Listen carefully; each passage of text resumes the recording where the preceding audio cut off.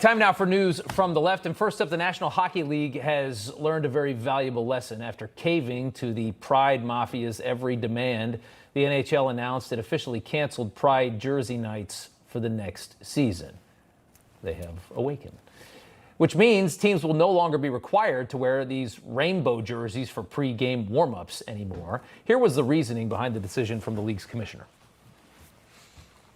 We're not going to change jerseys for warm-up because that's just become more of a distraction from really the essence of what the purpose of these nights are. This way, we're keeping the focus on the game, and on these specialty nights, we're going to be focused on the cause.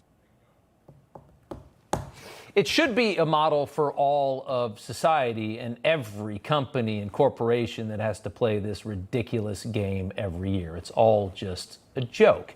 An entire month every year, our entire society has to pledge allegiance to the LGBT community, basically at gunpoint, for a month.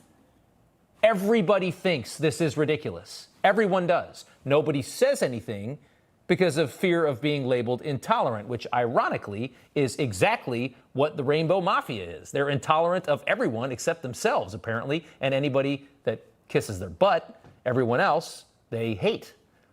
Stand up to the lunacy, and good on the NHL for finally waking up. I wish more companies and corporations would, because everybody knows how ridiculous the month of June is.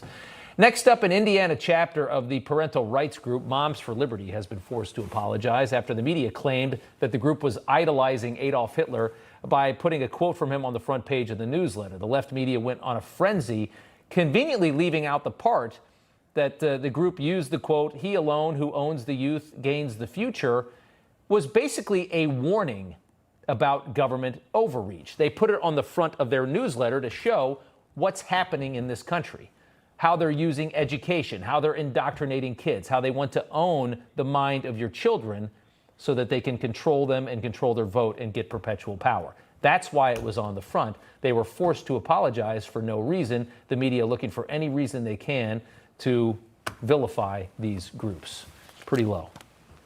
Next up, there has been growing speculation Warner Brothers is going to sell CNN in the coming year amid the ratings struggle. According to the New York Post, the network's former CEO, who was ousted last year, is a possible suitor for the buy. Of course, he would have to get some finance guys behind him because they have all the money. But according to the Post, Jeff Zucker is among the contenders to buy back CNN and will likely make a bid this fall, again, with a lot of people with a lot of cash behind him. And you start to wonder who would be behind him. Would Soros be behind him? You never know. Zucker resigned from CNN in 2022 over a undisclosed relationship with that girl we just showed on the screen, who also resigned after hiding their affair from the network for years. Many saying buying CNN would be Zucker's ultimate revenge. It also would turn CNN back into what we kind of grew fond of for all those years, which is just blatant left-wing nonsense and constant Trump attacks, which, you know what, at this point, it's actually kind of entertaining to watch because you don't have to take it seriously anymore because we've exposed what CNN is. So you know what? Bring it on, Zucker. We'd love to have you. It gives me more stuff to talk about.